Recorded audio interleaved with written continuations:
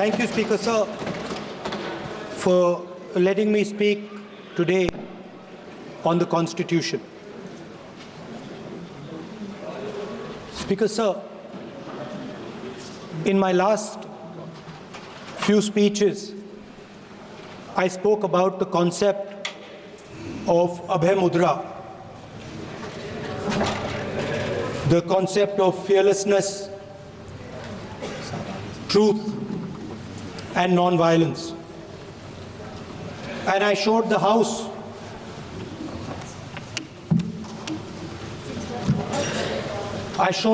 images of our different religions displaying this Abhay Mudra.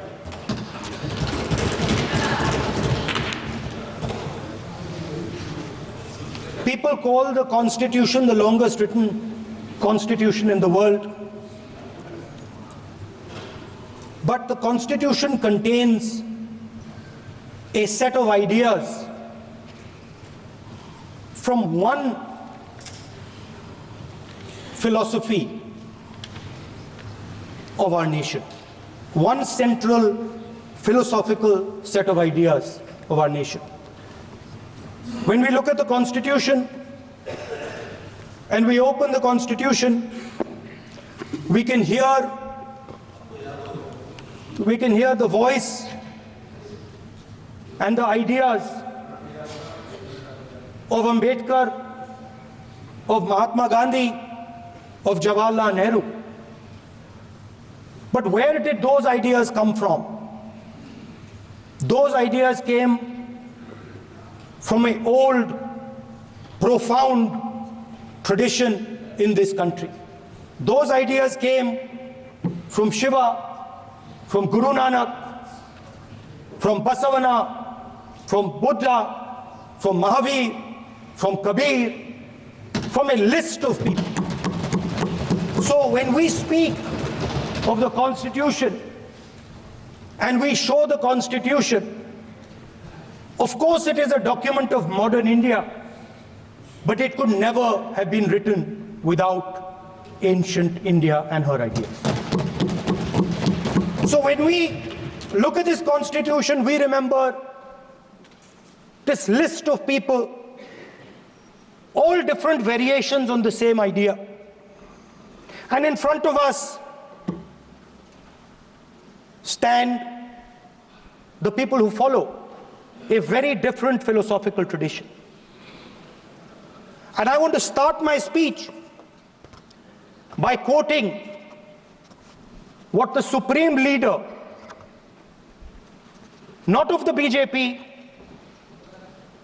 but of the modern interpretation of the ideas of the RSS has to say about the Constitution of India and about how he thinks India should be run.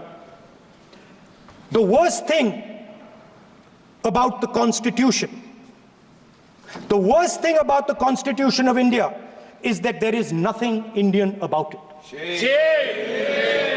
Manusmriti is that scripture which is most worshipable after Vedas for our Hindu nation, and from which our ancient times have become the basis of our culture, customs, thought, and practice. This book, for centuries, has codified the spiritual and divine march of our nation. Today, Manusmriti is law. These are the words of Savarkar. Mr. Savarkar has clearly stated in his writings that there is nothing Indian about our Constitution. He has clearly stated that the book India is run by should be superseded by this book. And this is what the fight is about. Now, it's nice that all of you are so-called defending the Constitution. But I want to ask you, do you stand by your leader's words? Do you support your leader's words? Because when you speak in parliament about protecting the constitution, you are ridiculing Savarkar, you are abusing Savarkar, you are defaming Savarkar. I'd like to quote also in Hindi. Bharat के संविधान के बारे में सबसे बुरी बात तो यह है कि इसमें कुछ भी भारतीय नहीं है। भारत के संविधान के बारे में सबसे बुरी बात तो यह है कि इसमें कुछ भी भारतीय नहीं है। यह आपके नेता ने कहा था, जिसकी आप पूजा करते हैं। Speaker sir, I described in my first speech the idea of a battle taking place. I described the Mahabharata, described Kurukshetra. There is a battle taking place today in India. And on this side are the defenders of the idea of the Constitution. And from each state we have one. If you ask us Tamil Nadu, we will tell you Periyar. If you ask us Karnataka, we will say Basavana. If you ask us Maharashtra, we will say Phule ji, Ambedkar ji. If you ask us Gujarat, we will say Mahatma Gandhi. आप speaker को You praise these people. You praise these people hesitatingly because you have to. But the truth is that you want India to be run the way it used to be run. जैसे हिंदुस्तान पहले चलाया जाता था, वैसे ही आप हिंदुस्तान को चलाना चाहते हो। मैं बता रहा हूं, आ रहा हूं। पेशेंस रखिए थोड़ी, इतना एक्साइटमेंट नहीं होना चाहिए। स्पीकर सर, जब मैं छोटा था दिल्ली में, स्पीकर सर, दिल्ली के चारों ओर जंगल हुआ करता था। जो आज यहां रहते हैं उनको ताजुब होगा कि एम्स के बिल्कुल बगल में जंगल शुरू होता था। जहां रेलवे म्यूजियम है वहां पे जंगल शुरू होता था। वैसे ही जंगल में, दोनों नॉर्थ और साउथ, वैसे ही जंगल में हजारों साल पहले एक युवा, 6-7 साल का युवा, हर रोज सुबह उठ के 4 बजे उठ के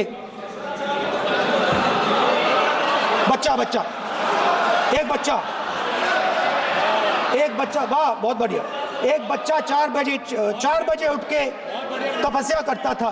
हर रोज सुबह तपस्या, हाँ, हर रोज सुबह वो धनुष उठाकर तीर कमान चलाता था और घंटे उसने तपस्या की, सालों के लिए उसने तपस्या की।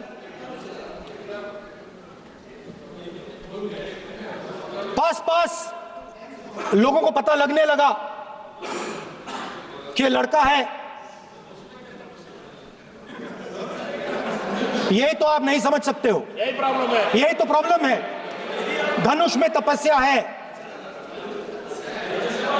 मनरेगा के काम करने में तपस्या है। तपस्या का मतलब शरीर में गर्मी पैदा करना, समझिए।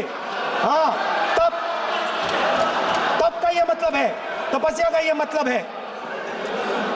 तो ये तपस्या कर रहा था, लोगों को पता लगा और वो गुरु के पास गया। लड़के का नाम एकलव्य था और वो गुरु के पास गया और उसने कहा, गुरु द्रोणाचार्य जी, मैं सालों से धनुष चलाना सीख रहा हूं, मैंने अपनी पूरी शक्ति इसमें डाली है,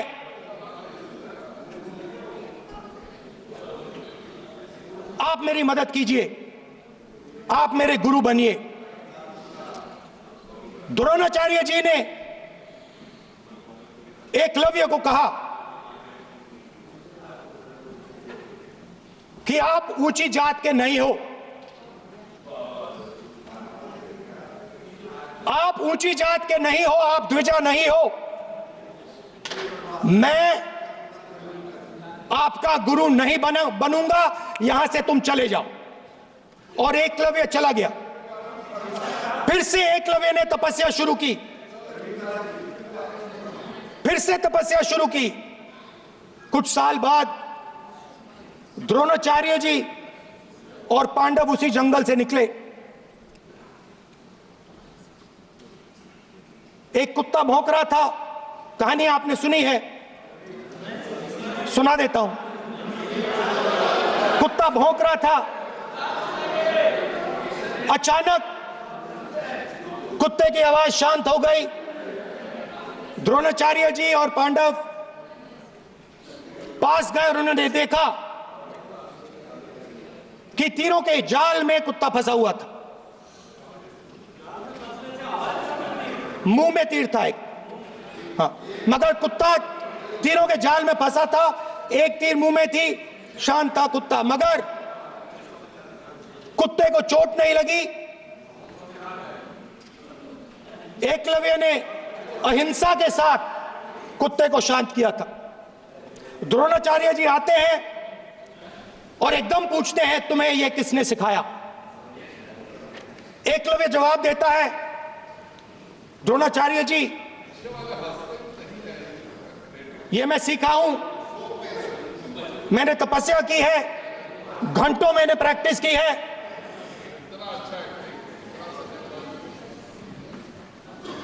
आपने मुझे गुरु बनने से मना किया था, तो मैंने एक मूर्ति, मट्टी की मूर्ति सामने रखी और मैंने प्रैक्टिस की और मैं सीखा। द्रोणाचार्य जी खुश नहीं हुए। द्रोणाचार्य जी ने एकदम कहा, तुम्हें मुझे गुरु दक्षिणा देनी है। नहीं नहीं, ये आपकी स्टोरी है, ये आपकी स्टोरी है। मेरी स्टोरी है कि द्रोणाचार्य ने पूछा।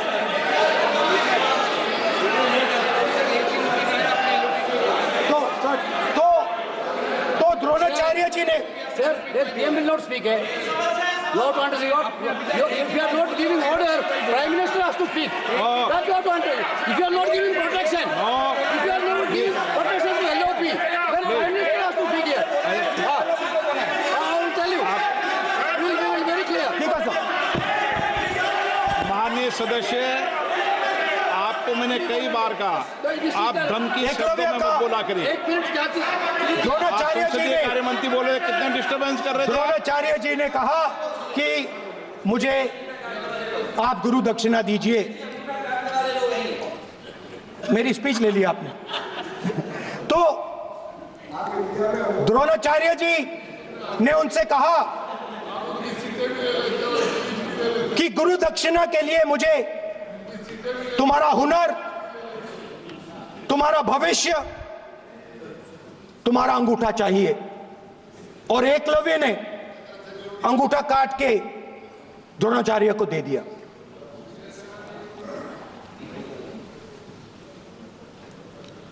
यह अभय मुद्रा है। इसमें कॉन्फिडेंस, स्ट्रेंथ, निडरता कहां से आती है? हुनर से आती है, इस अंगूठे से आती है। ये लोग इसके खिलाफ हैं। जैसे द्रोणाचार्य जी ने एकलव्य का अंगूठा काटा, वैसे ही आप पूरे देश का अंगूठा काटने में लगे हुए हो। आप जैसे ही एकलव्य का, जैसे द्रोणाचार्य जी ने एकलव्य का अंगूठा काटा, वैसे ही आप हिंदुस्तान के युवाओं का, जैसे ही एकलव्य ने,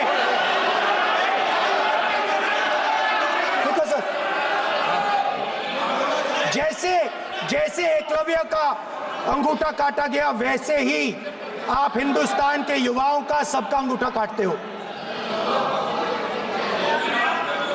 जब आप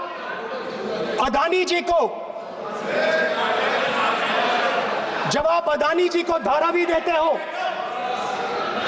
तो आप धारावी के जो एंटरप्रेन्योर्स हैं, जो स्मॉल एंड मीडियम बिजनेसेस हैं, उनका आप अंगूठा काटते हो। जब आप हिंदुस्तान के पोर्ट्स, एयरपोर्ट्स, डिफेंस इंडस्ट्री, ये सब जब आप अदानी को देते हो,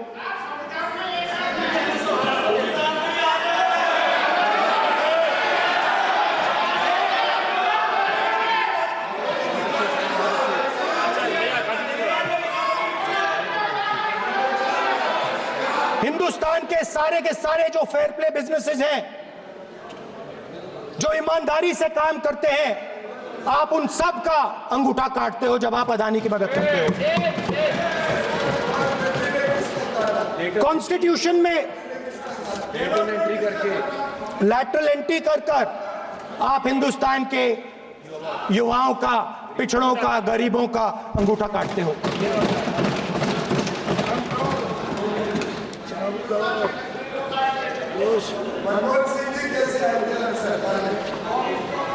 सर, स्पीकर सर, जैसे एकलव्य ने प्रैक्टिस की थी, वैसे ही हिंदुस्तान के युवा सुबह उठकर 4 बजे उठकर अलग अलग एग्जाम्स की तैयारी करते हैं।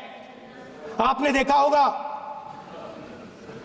पहले हजारों युवा सुबह उठकर रनिंग करते थे, वेट ट्रेनिंग करते थे आर्मी में जाने के लिए। जब आपने अग्निवीर लागू किया, तो आपने उन युवाओं की उंगली काटी। जब आप पेपर लीक कराते हो, 70 बार आपने पेपर लीक करवाया है, तब आप हिंदुस्तान के युवाओं के अंगूठा काटते हो।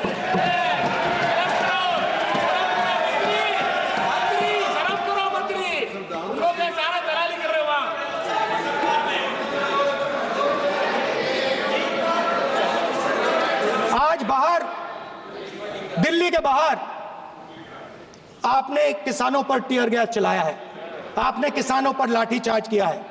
किसान आपसे एमएसपी मांगते हैं, सही दाम मांगते हैं, मगर आप अदानी को फायदा पहुंचाते हो, अंबानी को फायदा पहुंचाते हो और किसान का अंगूठा काटने का काम करते हो। देखिए इसको हम कहते हैं अभय मुद्रा, हम कहते हैं डरो मत, आप कहते हो हम आपका अंगूठा काट देंगे। ये फर्क है। एक तरफ कौन सर बोलिए। मेरे कहना है कि हम एक मिनट प्लीज बैठिए, आप बैठिए, प्लीज बैठिए, आप बैठिए। आज हम भारत के संविधान की 75 वर्ष की गौरवशाली यात्रा कर रहे हैं, और कल भाई ये चर्चा हुई थी कि हम संविधान की चर्चा करते समय उसकी उच्च कोटि की ये अपेक्षा है। आप स्पीकर सर, आप राष्ट्रपति नहीं है। कॉन्स्टिट्यूशन में कहीं नहीं लिखा है कि मोनोपोली होनी चाहिए। कॉन्स्टिट्यूशन में कहीं नहीं लिखा है कि पेपर लीक होना चाहिए। कॉन्स्टिट्यूशन में कहीं नहीं लिखा है कि अग्निवीर होना चाहिए।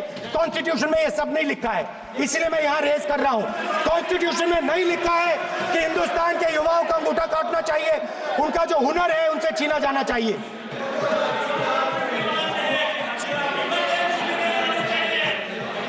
बैठे बैठे कर रहे हैं सर, 5 बजे अब भी बैठे बैठे करेंगे, अब कुछ नहीं होगा उसके अंदर। 5 बजे देखिएगा, 5 बजे देखिएगा क्या करेंगे। स्पीकर सर, मिलेगा। मैं कुछ दिन पहले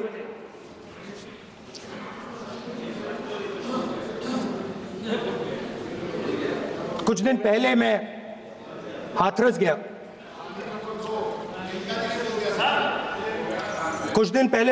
गया। हाथरस में 4 साल पहले एक लड़की का बलात्कार होता है। गैंग रेप होता है। 3-4 लोग गैंग रेप करते हैं मैं 2-3 दिन पहले उस लड़की के परिवार के घर में गया।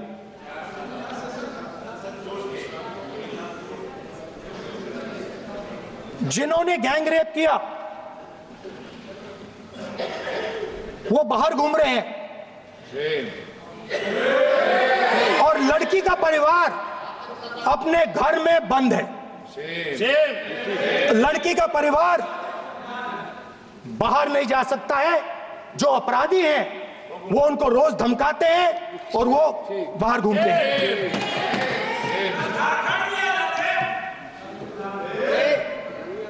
परिवार ने मुझे बताया कि बेटी का जो अंतिम संस्कार था वो भी नहीं करने दिया और चीफ मिनिस्टर ने इसके बारे में खुलकर मीडिया में झूठ बोला है। ये कॉन्स्टिट्यूशन में कहां लिखा है? ये कॉन्स्टिट्यूशन में कहां लिखा है कि जो बलात्कार करते हैं वो बाहर रहे और जिसका रेप हुआ है, जिसके परिवार, उस परिवार को बंद कर दिया जाए? कहां लिखा है कॉन्स्टिट्यूशन में? ये आपकी किताब में लिखा हुआ है, मनुस्मृति में लिखा है, मगर कॉन्स्टिट्यूशन में नहीं लिखा। और अगर आप कहते हो कि यूपी में आपका राज है और वहां पे कॉन्स्टिट्यूशन नहीं लागू होता है, वहां पे मनुस्मृति लागू हो रही है।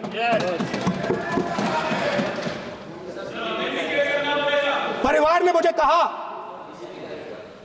ने मुझे कहा कि यूपी की सरकार ने उन्हें वायदा किया था, कहा था कि हम आपका रिलोकेशन करेंगे, आपको कहीं और रहने की जमीन देंगे। आज तक 4 साल हो गए हैं, आज तक उनका रिलोकेशन नहीं किया गया है। और हर रोज उन्होंने मुझे फोटो दिखाई, वो बाहर निकलते हैं और जिन्होंने बलात्कार किया वो धमकाते हैं उनको। तो मैं इस हाउस में कहना चाहता हूं कि अंबेडकर जी के संविधान वाले लोग, इंडिया गठबंधन वाले लोग, हम सब मिलकर उस परिवार का रिलोकेशन हम करेंगे अगर आप नहीं करोगे तो। और हिंदुस्तान के हर गरीब व्यक्ति को हम ये कहना चाहते हैं,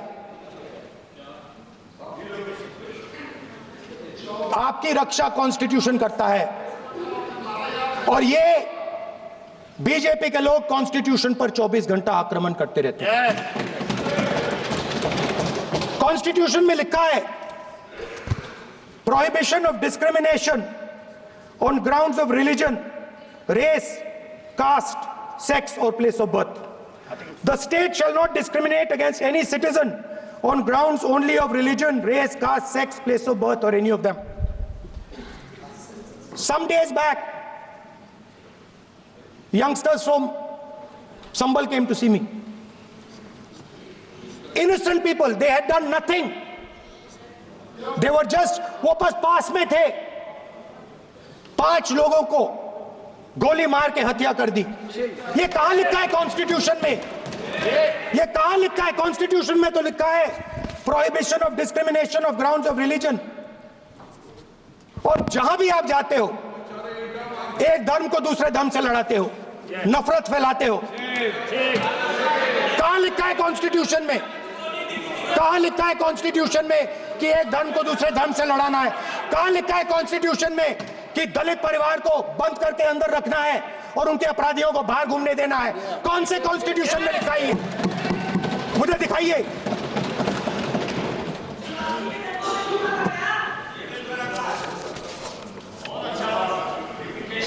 स्पीकर सर, हमारी जो विचारधारा है, इंडिया गठबंधन की विचारधारा है, वो देश में कॉन्स्टिट्यूशन लाई है। हम सब मिलकर कॉन्स्टिट्यूशन की रक्षा करते हैं। अंबेडकर जी ने कहा था,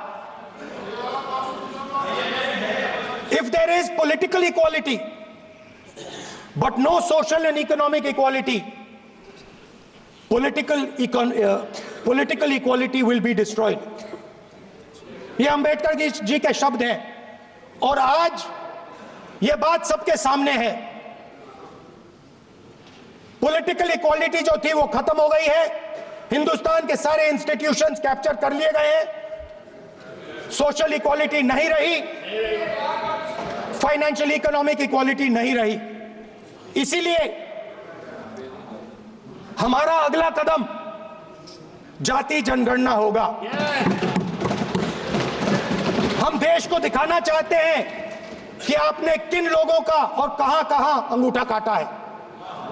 हम दलितों को, आदिवासियों को, पिछड़ों को, किसानों को, मजदूरों को दिखाना चाहते हैं कि आपने किस किस का अंगूठा काटा है। इसलिए जो मैंने वायदा किया था, इसी हाउस में यहां हम कास्ट सेंसस लागू करेंगे और उसके बाद हिंदुस्तान में एक नए तरीके का विकास होगा, एक नई तरीके की राजनीति होगी। जो मैंने पहले कहा था, जो आपको अच्छा नहीं लगता है, 50% रिजर्वेशन, उस दीवार को हम यहां तोड़ेंगे। 50% रिजर्वेशन की दीवार और जाति जनगणना हम यहां करा के दिखाएंगे। आपको जो कहना है कर लो, कह लो। स्पीकर सर, बहुत बहुत धन्यवाद। আপুনি বিচৰা বাতৰি পাব কেৱল নিউজ 18 এপত। নিউজ 18 এপ ডাউনলোড কৰিবলৈ স্কেন কৰক এই QR কোড। গুগল প্লে ষ্টৰতো পাব এই নিউজ 18 এপ।